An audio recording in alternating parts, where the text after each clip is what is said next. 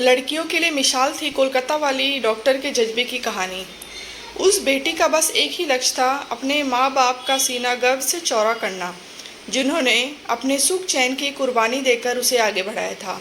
वो पेशे से डॉक्टर थी, ट्रेनी डॉक्टर, जो पढ़ाई के साथ डॉक्टरी की प्रैक्टिस भी कर रही थी।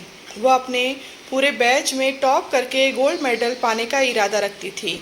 लाखों मिडिल क्लास लड़कियों की तरह वह भी एक ऐसे घर में पैदा हुई थी जहाँ प्यार तो बहुत था, लेकिन पैसे कम थे। उसके लिए कुछ भी आसान नहीं था।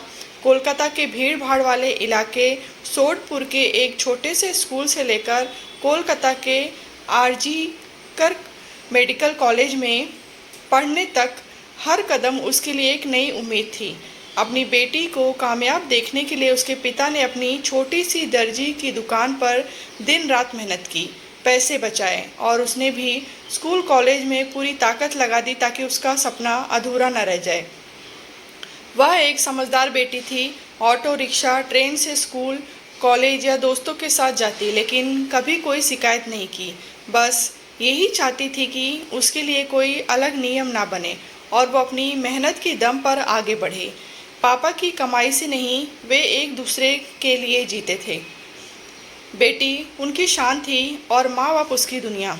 उसकी पढ़ाई पूरी होने के बाद उनके जीवन में प्यार और पैसा दोनों आने वाले थे।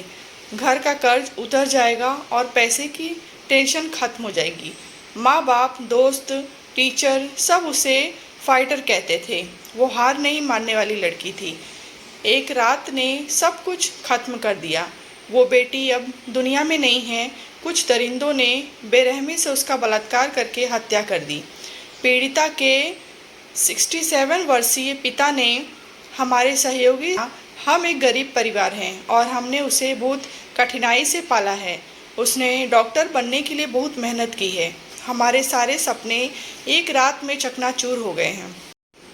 वह एमबीबीएस के उन छात्रों के एक बैच से थी जिन्होंने कोविड महामारी का खौफनाक दौर देखा था। मरीजों की सेवा करना उसको अच्छा लगता था। आरजी कर मेडिकल कॉलेज को वह अपना दूसरा घर कहती थी। वह मरीजों के इलाज में दिन रात लगी रहती थी। 9 अगस्त को 36 घंटे की बिना रुके ड्यूटी के बाद वह मेडिकल कॉलेज के सेमिनार रूम में सो गई थी। तभी उस पर एक या एक से अधिक लोगों ने हमला किया, उसके साथ बलात्कार किया और उसे इतनी बेरहमी से मार डाला कि उसकी गर्दन और पेल्विस टूट गई।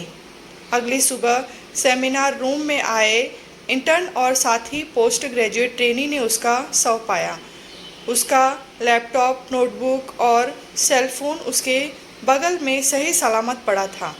एक आरोपी संजय राय को गिरफ्तार किया गया है, लेकिन उसके सहयोगी और माता पिता को विश्वास नहीं है कि वह इस अपराध में अकेला शामिल था।